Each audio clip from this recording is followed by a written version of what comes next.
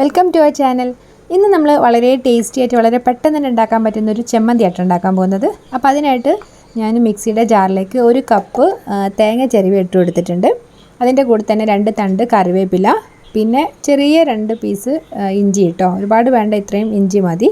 പിന്നെ ഒരു ചെറുനാരങ്ങ വലുപ്പത്തിലുള്ള പുളി, കുരുവൊക്കെ കളഞ്ഞിട്ടുള്ള പുളിയാണ്. പിന്നെ ഒരു സവാളയുടെ പകുതി ചെറിയ പീസായിട്ടൊന്നിങ്ങനെ കട്ട് ചെയ്ത് ചേർത്ത് കൊടുത്തിട്ടുണ്ട്.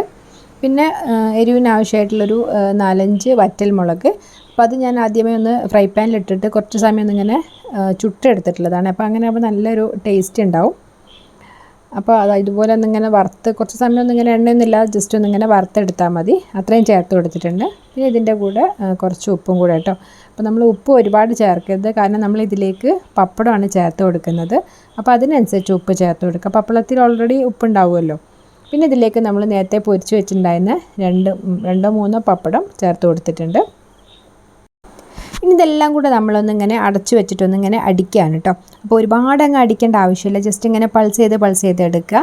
അപ്പോൾ ഏകദേശം ഒന്ന് റെഡി ആയിട്ട് കിട്ടും. പിന്നെ നമ്മളിതിലേക്ക് ഒരു 3-4 ടേബിൾ സ്പൂൺ വെള്ളം ഒഴിച്ച് കൊടുക്കുകയാണ്. അപ്പോൾ ആദ്യം തന്നെ ആകുമ്പോൾ ശരിക്കും അതെല്ലാം കൂടെ ഒന്ന് മിക്സ് ആയിട്ട് കിട്ടില്ല. അപ്പം ശരിക്കും ഒന്ന് റെഡി ആയതിന് ശേഷം നമ്മൾ ഒരു 3-4 ടേബിൾ സ്പൂൺ വെള്ളം ഒഴിച്ച് കൊടുത്തിട്ട് നമ്മളിതൊന്ന് അരച്ചെടുക്കുകയാണ്.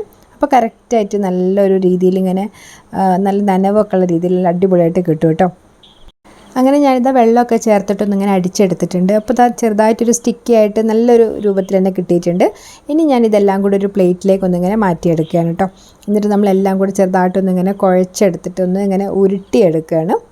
അപ്പോൾ വളരെ ടേസ്റ്റി ആയിട്ട് വളരെ പെട്ടെന്ന് തന്നെ ഉണ്ടാക്കാൻ പറ്റുന്ന നല്ലൊരു ചമ്മന്തി, ഒരു നാടൻ ചമ്മന്തിയാണ് നമ്മൾ ഉണ്ടാക്കിയെടുത്തിട്ടുള്ളത്.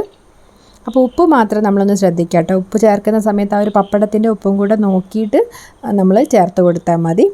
അപ്പോൾ ചോറിനും അതുപോലെ കഞ്ഞിക്കൊക്കെ നല്ല അടിപൊളിയായിട്ടുള്ളൊരു ചമ്മന്തി തന്നെയാണ്. ചോറിന് നമുക്ക് വേറെ പ്രത്യേകിച്ച് ഒന്നും വേണ്ട, ഒരു ചമ്മന്തി മാത്രം കുഴച്ചെടുത്താൽ മതി.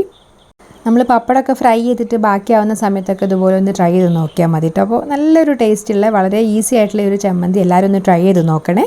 എപ്പോഴെങ്കിലും ഒന്ന് ട്രൈ ചെയ്ത് നോക്കുന്ന സമയത്ത് ഇതിൻ്റെ ഫീഡ്ബാക്സ് ഒക്കെ ഒന്ന് അറിയിക്കുക. അതുപോലെ നമ്മുടെ ചാനൽ ഇഷ്ടമായിട്ടുണ്ടെങ്കിൽ ഒന്ന് സബ്സ്ക്രൈബ് ചെയ്ത് സപ്പോർട്ട് ചെയ്യണേ.